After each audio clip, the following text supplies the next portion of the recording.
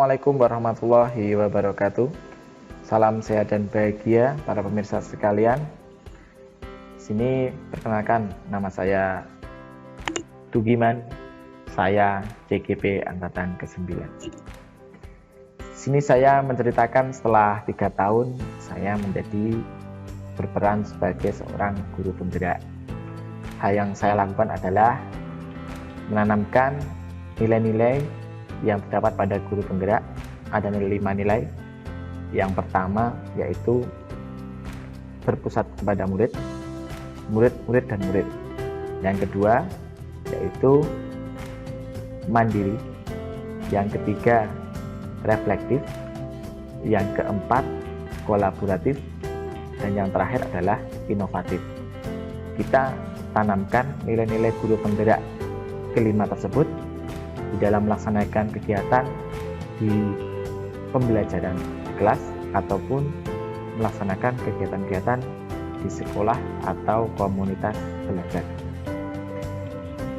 Yang sudah saya lakukan yaitu yang pertama tentang berpusat kepada murid, yaitu dengan melaksanakan pembelajaran yang bertujuan murid, berpusat pada murid. Artinya melaksanakan pembelajaran sesuai pemikiran Ki Hajar Dewantara, yaitu kita menuntun murid atau peserta didik agar bisa mencapai kebahagiaan setinggi-tingginya sesuai kodrat alam, kodrat zaman,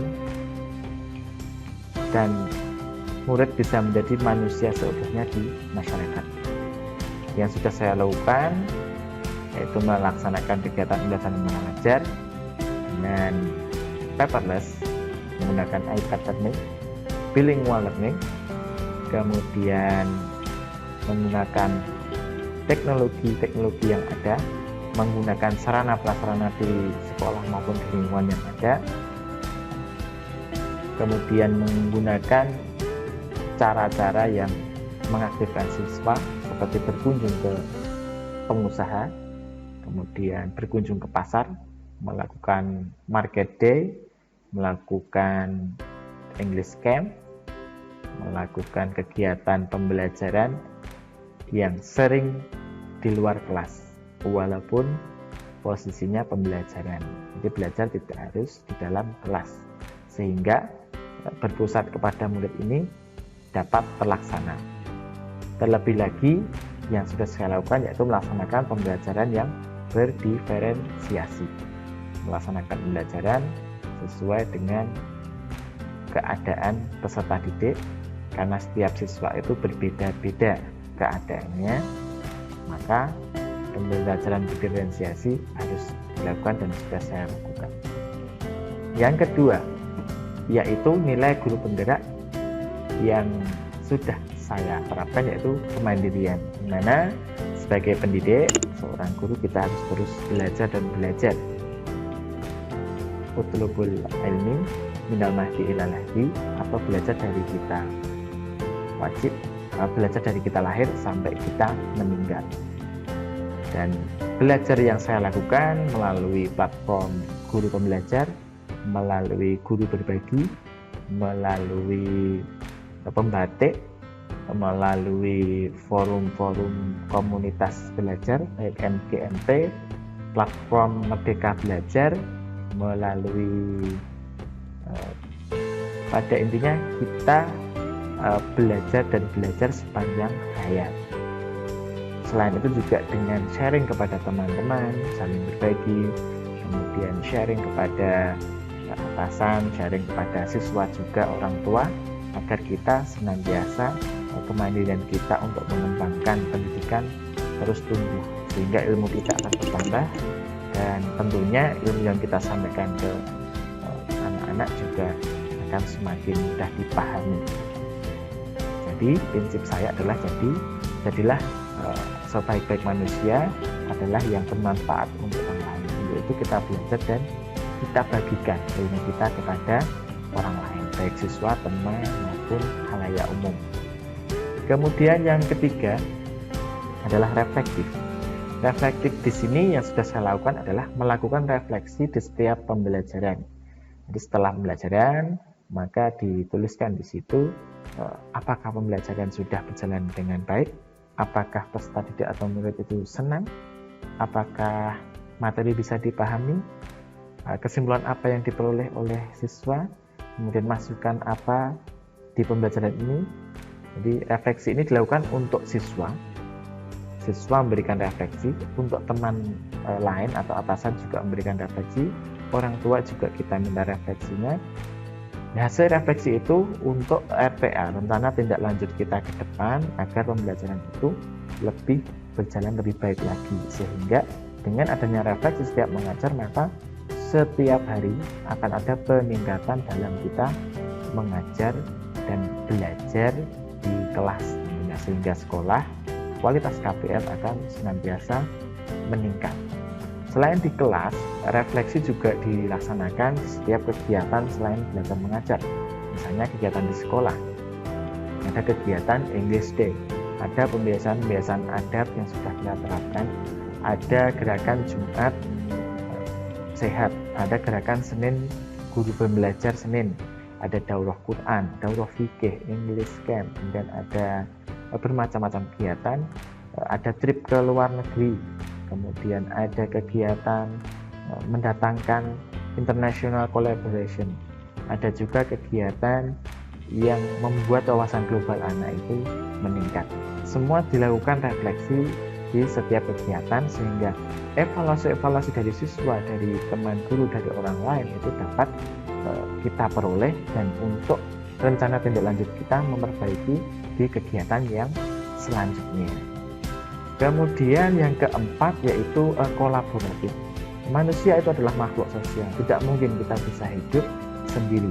Collaboration itu sangat penting untuk mencapai tujuan. Salah satunya di pendidikan. Jadi kolaborasi dalam pembelajaran itu juga sangat penting antara guru dan siswa, guru dan kepala sekolah atau atasan, guru dan teman, guru dan orang tua itu penting untuk mencapai tujuan pembelajaran yang dapat membuat siswa itu menjadi bahagia setinggi-tingginya dan menjadi manusia yang seutuhnya. Selain pada kegiatan belajar mengajar, di kegiatan lain kolaborasi itu juga sangat-sangat penting. Tidak mungkin sekolah itu bisa melaksanakan kegiatan dengan sendiri.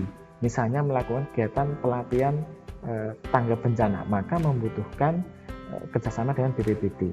Trip ke luar negeri, maka membutuhkan kerjasama dengan pihak agen. Kemudian ada international collaboration, maka membutuhkan kerjasama dengan sekolah di luar negeri atau lembaga pendidikan yang di luar negeri. Bilingual learning, maka membutuhkan kerjasama dengan pihak lain. Pengadaannya, bukunya, pelatihan bahasanya, itu membutuhkan kerjasama.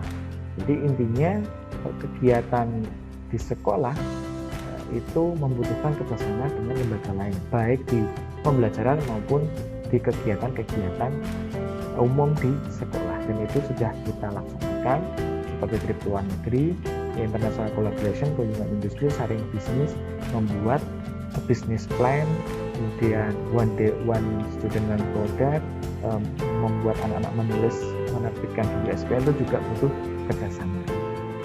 Kemudian yang kelima, yang terakhir, yaitu inovatif. Jadi yang saya lakukan adalah melakukan inovasi-inovasi pembelajaran, baik menggunakan IT, melakukan pelatihan-pelatihan dalam pembelajaran, mengupgrade diri dan diterapkan, menggunakan quizzes, menggunakan Canva secara maksimal, itu juga kita lakukan. Kemudian menggunakan teknologi yang ada, meluncurkan yang sekolah paperless sudah dilaksanakan, sehingga mengurangi kertas, memaksimalkan pembelajaran dengan baik-baik. Tentunya harus disupport dengan fasilitas yang memadai di sekolah. Jadi kita harus inovatif dalam hal pemanfaatan sesuai zamannya, dan tentunya dengan fasilitas-fasilitas yang ada di sekolah apa itu yang kita maksimalkan, yang ada di lingkungan sekolah apa itu yang kita maksimalkan, dan yang ada di masyarakat itu apa itu yang kita maksimalkan, termasuk dengan kolaborasi tadi. Maka semua inovasi guru tadi dapat lebih muncul lagi. Selain itu, di luar kelas, inovasi yang kita lakukan dengan cara ya kita harus banyak-banyak kolaborasi, sehingga kita memunculkan inovasi sebuah kegiatan-kegiatan yang bisa memajukan sekolah. Contohnya international collaboration, paperless dengan iPad learning, bilingual learning, kemudian entrepreneur sekolah bekerjasama dengan pengusaha-pengusaha, membuat bisnis plan, kemudian juga kunjungan industri, kemudian banyak yang sudah kita laksanakan terkait inovasi-inovasi kegiatan di luar kelas. Inovasi penting baik di kelas pembelajaran maupun di luar kelas atau kegiatan di sekolah. Kemudian demikian sekilas perjalanan 3 tahun setelah menjadi guru penggerak, berbagai aktivitas yang sudah saya lakukan. Harapannya siswa saya itu bisa menjadi generasi yang berwawasan global, mendunia, dan membawa kemajuan Indonesia di mata dunia. Artinya kita bisa menjadi negara yang maju ke depannya. Semoga bermanfaat, masukan yang sangat membangun sangat saya harapkan. Mohon maaf atas segala kesalahan. Salam sehat dan bahagia. Salam guru penggerak. Wassalamualaikum warahmatullahi wabarakatuh.